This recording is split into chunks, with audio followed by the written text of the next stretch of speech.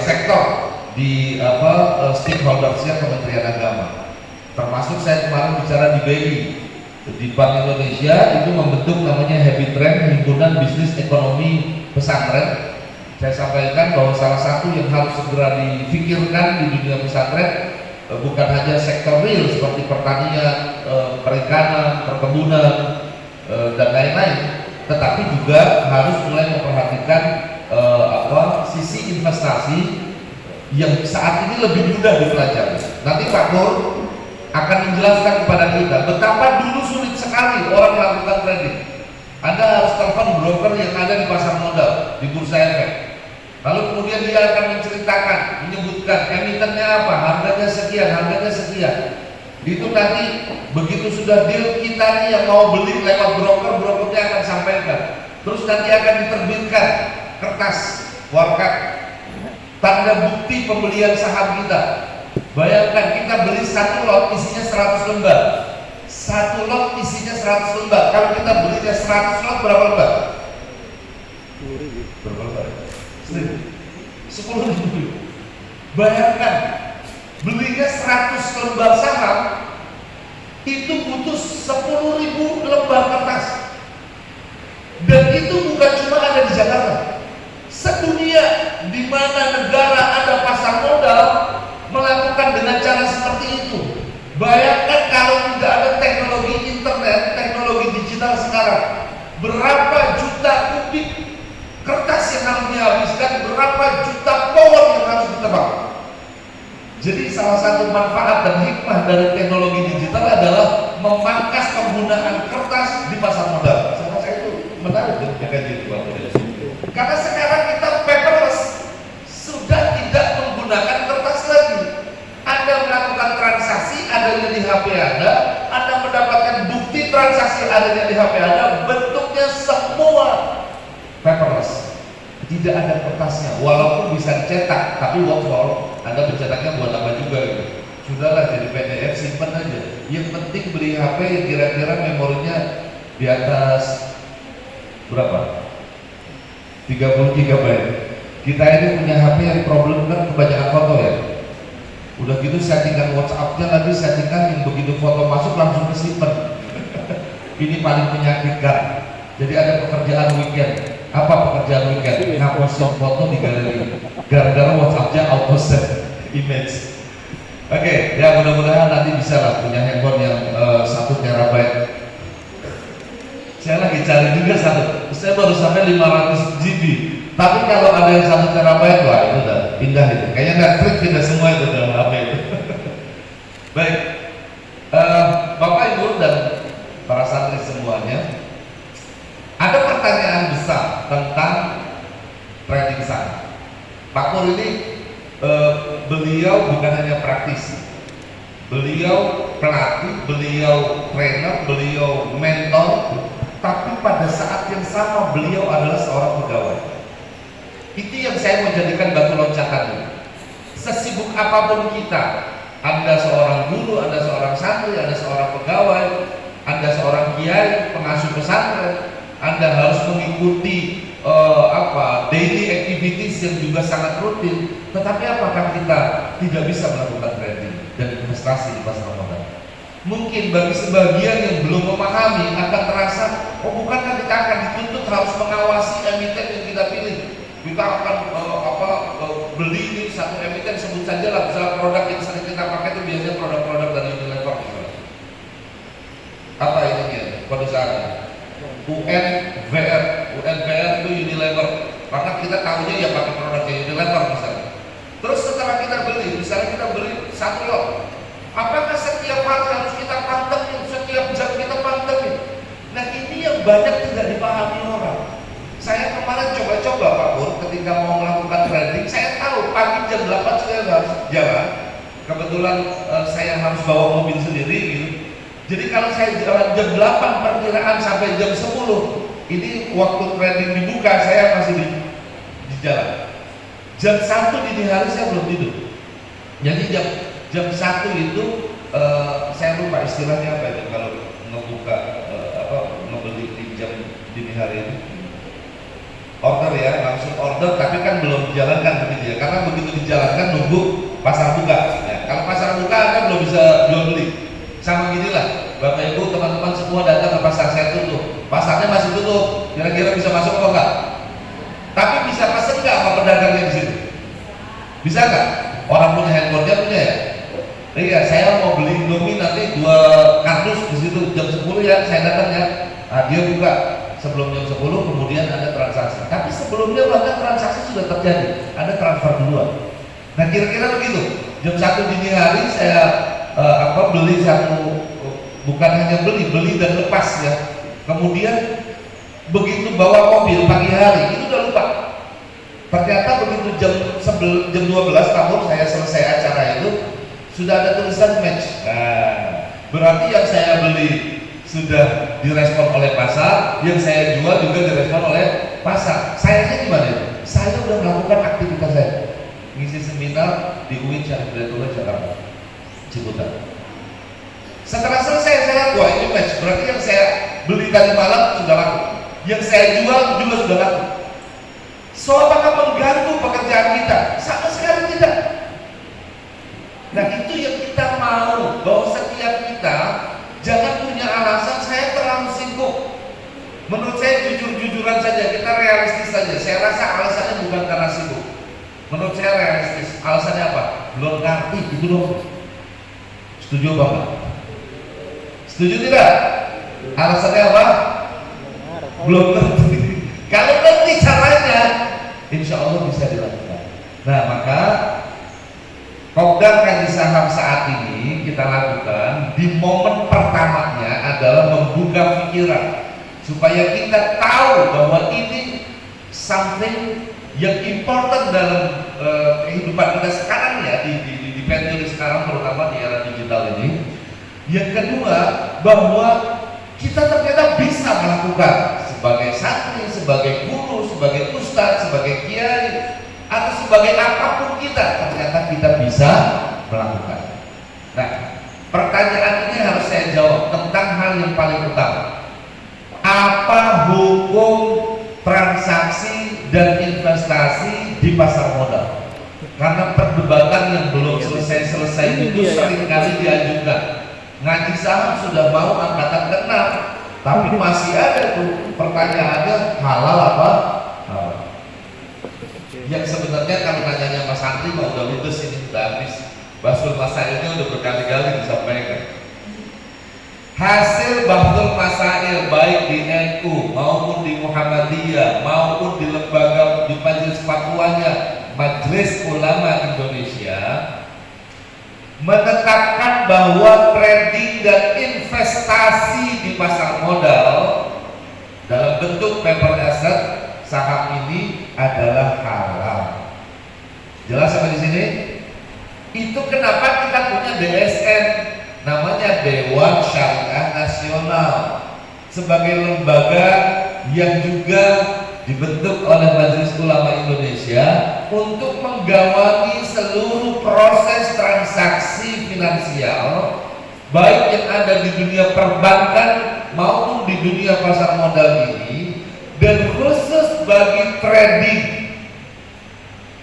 saham yang ada di pasar modal ini. DSN mengeluarkan fatwa kehalalan melakukan trading ya dan investasi di dalamnya, termasuk memberikan cara-cara, langkah-langkah, peraturan-peraturan agar proses trading dan investasinya itu tidak melanggar aturan syariat. Contoh diantaranya, karena kita menggunakan akadnya adalah akadul baik. Akad baik, baik itu artinya apa? Jual beli. Trading itu artinya apa? Perdagangan. Dalam perdagangan itu ada apa? Ada jual dan beli. Syaratnya perdagangan ada apa? Ada al-bai' yang menjual, ada al-mushtari yang membeli, kemudian ada barang dagangan, kemudian ada sirat jual beli, akad jual belinya. Kemudian ada apa lagi? Ada kepastian bahwa produk yang diperdagangkan itu sesuatu yang nyata, milkun tam, milik yang sempurna bagi penjual. Jadi penjual tidak boleh menjual yang bukan miliknya. Jelas ini jelas. Kemudian barang yang diperjualbelikan tidak ada gharar, tidak ada tipu menipu, bukan produk yang aneh bin ajaib, nggak punya apa-apa bisa jualan. Di hukum jual beli kita tidak boleh menjual sesuatu yang tidak jelas. Misalnya menjual kucing dalam karung, boleh tidak? Menjual kebun yang tidak jelas berbuah atau tidak pernah kita lihat, tidak pernah kita saksikan. Jual kebun saat isi-isinya, tapi kemudian kita dalam sifat jual belinya menyebutkan ini adalah bentuknya pohon ini, buahnya sekian, padahal itu adalah pemalsuan data yang ada. Nah, itu tidak dibolehkan. Apakah di pasar modal transaksinya semua begitu jelas? Yes, sangat jelas. Saya ini termasuk orang yang paling suka belanja online. Saya pegiat e-commerce, pegiat baik sebagai pembeli maupun sebagai pengamat. Penjual sebelum on the way. Mudah-mudahan bisa jualan online. Tapi jualan online itu yang benar ya, bukan status WA terus alhamdulillah bangga bilangnya ini saya udah melakukan digital marketing. Itu mas status doang. Ini adalah digital marketing yang kita sedang desain. Ya mudah-mudahan nanti dalam waktu dekat kita bisa lakukan. Saya pegiat e-commerce.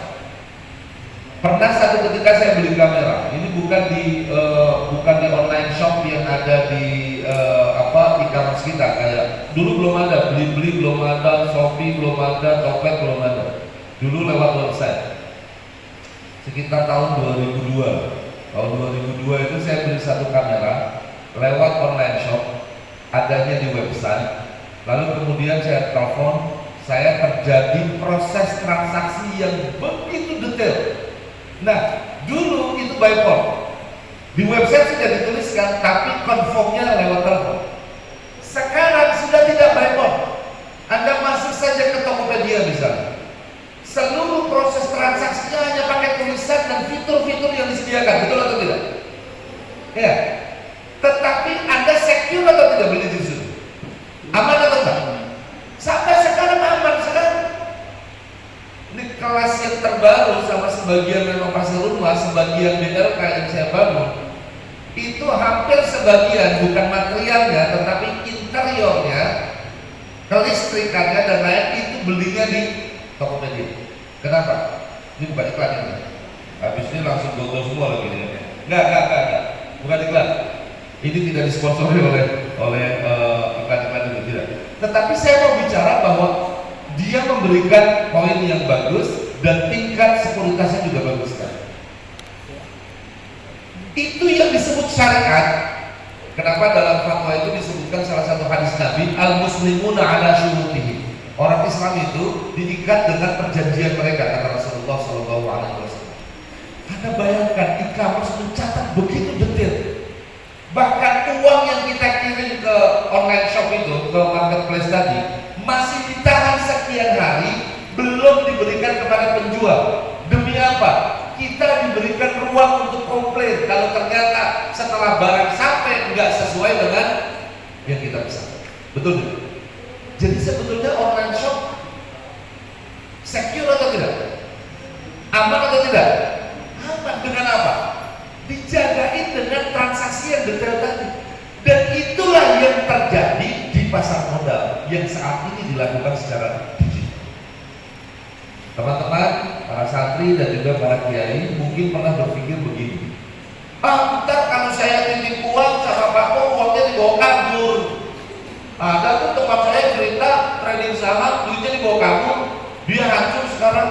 Ini orang yang aneh, yang nggak ngerti apa-apa tapi menyampaikan sesuatu yang merusak.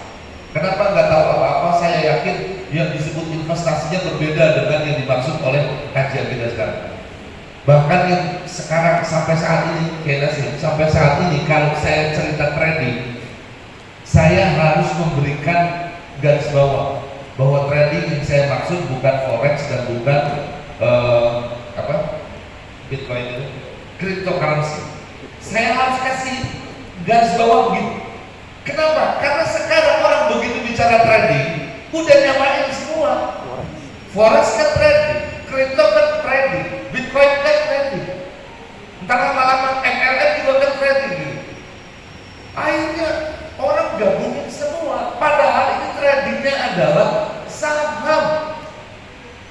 Ini yang harus clear di awal.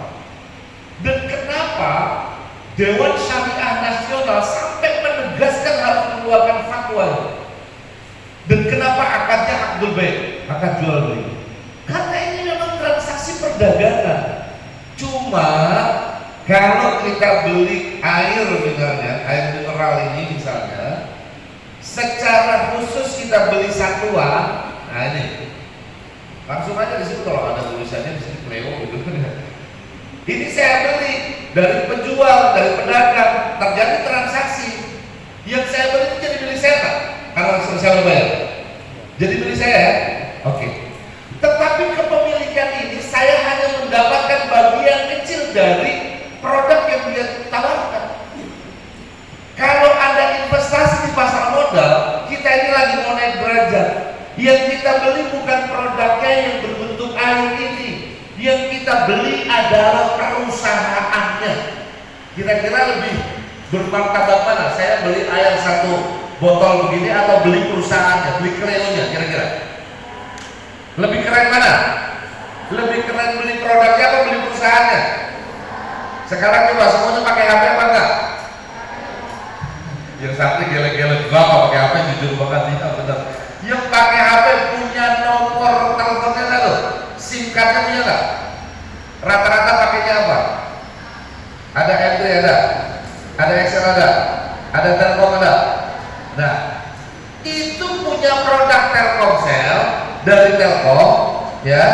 Kemudian Anda beli kartunya, produknya Anda gunakan. Saya tanya, sekian tahun Anda pakai nomor telepon, Anda hafal nggak nomornya? Hafal, oke. Ada orang lain minta menghubungi Anda, minta nomor telepon Anda senang apa enggak? Ada orang pengen nawarin proyek kepada Anda, mau kasih hadiah, kira-kira minta telepon, Anda kasih apa enggak? Senang apa enggak? Anda senang punya nomor telepon, Anda bisa dihubungi orang lain, Anda bangga dengan produk yang Anda beli. Sekarang saya tanya, kalau Anda bangga dengan nomor telepon Telkomsel yang Anda punya, saya punya lebih dari 15 tahun. Tahun 2001 saya punya nomor telepon Telkom, sampai sekarang belum ganti-ganti. Itu tandanya saya nggak dikejar-kejar sama debt collector. Orang yang tiap tahun itu ganti nomor telepon pasti utangnya banyak. Kalau nggak utang banyak, musuhnya banyak. Nah, contoh ya, kalau Anda begitu bangga dengan produknya Telkom, kenapa Anda tidak bangga menjadi pemiliknya Telkom? Jelas sama sini? Jelas sama sini? Jadi kalau Anda ketemu sama teman, kira-kira nih Mbak santrinya, ketemu temannya, kenalan, kita tukar nomor telepon ya. Oke, kamu nomor teleponnya apa? Oh saya Telkomsel. Wih, kamu tahu nggak Telkom? Aku punya tuh. Telkom punya aku. Keren apa enggak? Keren apa enggak tuh? Sekarang yang pakai alat-alat kecantikan, Wardah misalnya, pakainya Wardah, kosmetik, ya. Ada yang sudah sangat militan sama jenis kosmetik tertentu. Anda pakai dan Anda mengeluarkan uang untuk beli setiap minggu. Habisnya 5 hari sekali soalnya. Makanya tebal banget. Terus bilang sama temennya, kamu kosmetiknya pakai apa? Pakai Wardah. Dia senang karena itu cocok kebetulan sama kulitnya. Terus Anda bilang, Wardah itu punya aku loh. Kamu apanya yang punya? Ponakannya? Enggak, beneran punya aku. Nah, ini benar atau tidak? Pernyataan itu punya aku, Telkom punya saya, Bank BCA punya saya. Kemudian tadi Unilever produknya punya saya, Indofood produknya punya saya, perumahan ini punya saya. Apakah pernyataan saya benar atau tidak?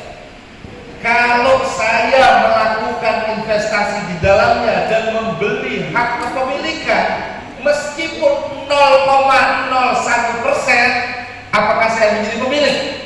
Jawabannya adalah benar, kita menjadi pemilik.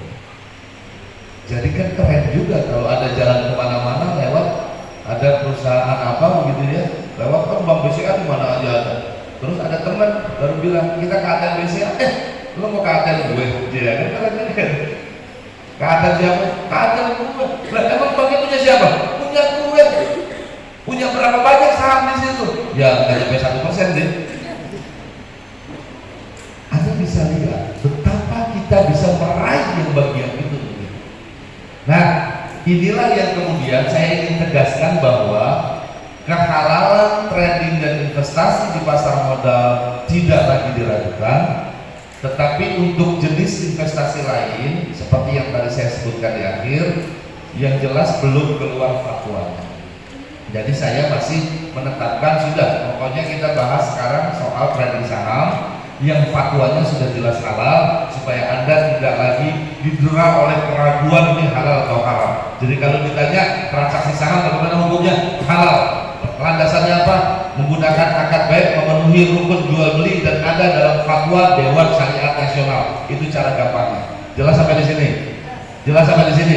Jadi masih ragu apa enggak? Masih ragu apa enggak? Nah, keren ya. Nah, tinggal nanti kita praktekin bagaimana caranya. Baik, saya ingin menghantarkan sampai di sini saja supaya nanti